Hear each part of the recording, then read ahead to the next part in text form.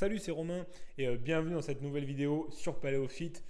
Cette vidéo, je la dédie à ceux qui sont très gras, à ceux qui sont gros, ceux qui sont presque obèses. Et il n'y a aucun problème avec ça. Par contre, le problème que vous avez si vous êtes obèse, c'est que vous n'avez pas forcément beaucoup de conseils qui sont adaptés à vous et qu'on peut trouver sur Internet.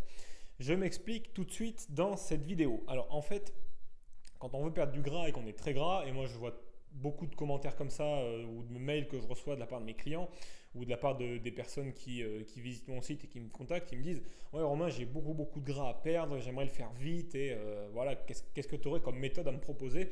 Et dans cette vidéo, c'est exactement ce que je vais faire en fait. Je vais vous donner une méthode en 3 points, en 3 étapes qui va vous permettre de perdre du poids rapidement si vous êtes très gras et que vous n'avez pas envie de vous niquer la santé.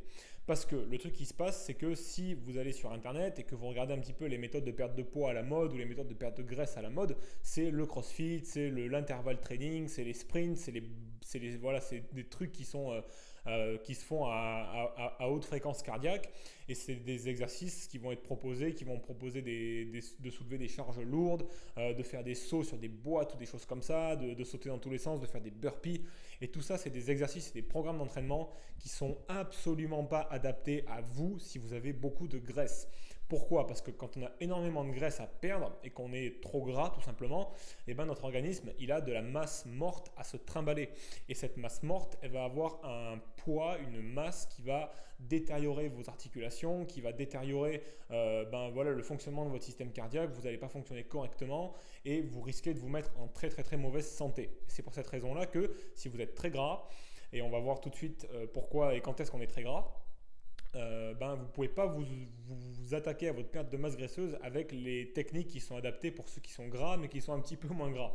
Voilà, c'est un petit peu injuste parce que c'est des méthodes qui sont faites pour perdre du gras rapidement. On peut perdre du poids très vite avec des sprints, des choses comme ça, parce que ça permet vraiment d'aller chercher des calories et de brûler du gras longtemps après sa séance. Mais c'est clairement pas des techniques qu'il faut que vous mettiez en place si vous êtes très gras, parce que vous allez vous niquer la santé et vous n'allez pas pouvoir tenir sur le long terme. Vous risquez de vous blesser, de vous faire mal. Voilà. Donc, la première chose qu'on va faire si vous êtes très gras, c'est que immédiatement, vous allez calculer si vous êtes suffisamment mince, on va dire, pour faire ce type d'activité-là, ou si au contraire vous êtes trop gros. Et pour ça, vous allez calculer ce qu'on appelle votre IMC, votre indice de masse corporelle. L'IMC, c'est un rapport qui mesure, en fait, qui va vous donner un indice en fonction de votre poids et de votre taille. Alors c'est pas fiable à 100% parce que si vous avez par exemple plus de masse musculaire à la base que les autres ou une ossature qui est plus lourde que les autres à la base, ça va fausser un petit peu le test. Mais globalement, si vous avez 30 kg à perdre, vous êtes forcément dans la catégorie d'IMC obèse, quoi. Enfin c'est logique. Mais voilà, n'hésitez pas à faire le test d'IMC. Et si vous êtes dans la norme, c'est-à-dire si vous avez un IMC qui est en dessous de 25-30, vous pouvez attaquer à faire du sport, on va dire comme tout le monde, à faire des séances peut-être de sprint, de la course et des choses comme ça. Si vous avez un IMC qui est supérieur à 25-30, à 25 ou 30, enfin entre 25 et 30 et qui est au-dessus de 25 ou 30, eh ben, lisez ce qui suit parce que c'est vraiment important. La première chose à faire, c'est de miser toute votre énergie, non pas dans le sport, mais de la miser dans votre alimentation. Parce que c'est l'alimentation qui va vous apporter le plus gros levier de progression en fait. Vous aurez beau courir comme un dégénéré, si vous n'avez pas une alimentation qui est adaptée à perdre de la masse graisseuse, eh bien, vous allez rester gras et vous n'allez pas obtenir des résultats suffisamment rapidement et vous allez vous frustrer. Et pour ça, je vous recommande de vous faire un plan alimentaire, de vous faire un plan d'alimentation qui correspond à vos objectifs, à savoir dans le cas où on est nous, perdre de la masse graisseuse et peut-être faire un petit peu de muscle au passage. Donc pour ça, faites-vous un plan alimentaire qui correspond à vos besoins, à votre poids, votre taille, votre sexe, votre activité physique, etc. Et mangez un maximum d'aliments naturels.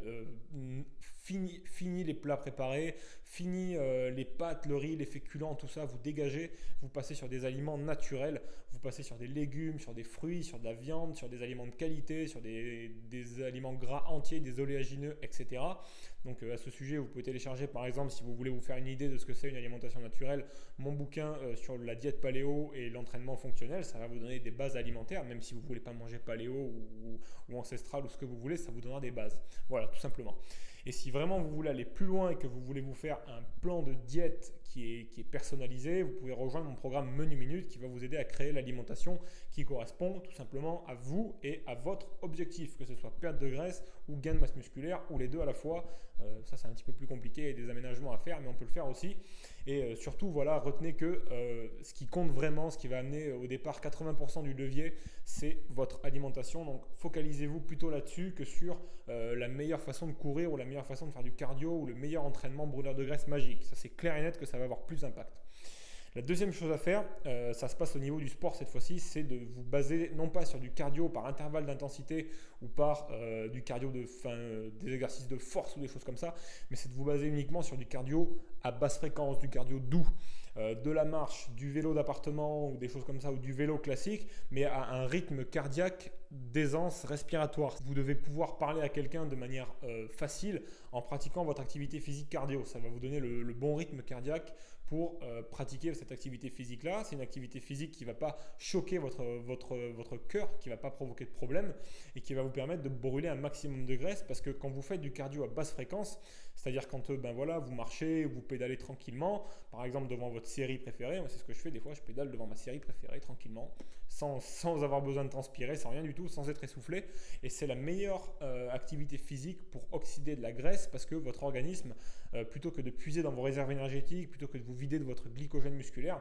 il va préférer oxyder un maximum de masse graisseuse pour se fournir de l'énergie. Donc c'est le mieux que vous puissiez faire sans vous blesser et sans ruiner tous vos efforts tout simplement, et sans provoquer de faim.